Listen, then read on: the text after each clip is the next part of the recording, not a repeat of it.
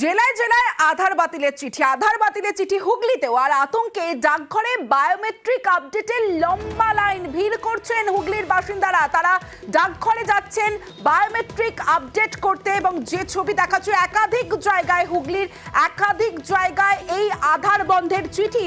আর সেই চিঠি হুগলিতেও আতঙ্কে ডাকঘরে বায়োমেট্রিক আপডেট। সরাসরি চলে যাব আমার সঙ্গে, আমার প্রতিনিধি রানা রয়েছে, রানার সঙ্গে কথা বলবো।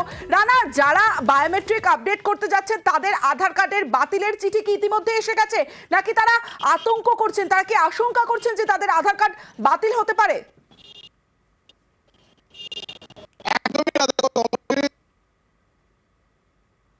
যে তাদের কিন্তু তারা করেছে শিশুরা কোদালিয়া 1 নম্বর গ্রাম পঞ্চায়েত, 2 নম্বর গ্রাম পঞ্চায়েত, মগরার 1 নম্বর গ্রাম পঞ্চায়েতের বিভিন্ন গ্রামে গ্রামবাসীদের কাছে কিন্তু আধার নিয়ে কিন্তু তাদের চিঠি আসা শুরু হয়ে গেছে।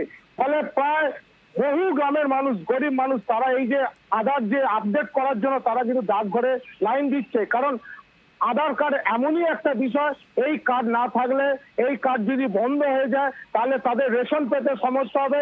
পাশাপাশি ব্যাংকে তাদের যে গচ্ছিত টাকা রাখা থাকে সেই টাকা তুলতে বা জমা দিতে কিন্তু তারা সমস্যায় পড়বে। ফলে নতুন করে এই আতঙ্ক একটা বড় করে গ্রাস করেছে। আর সে কারণেই তারা পোস্ট অফিসে যাচ্ছেন তাদের বায়োমেট্রিক আপডেট করার জন্য।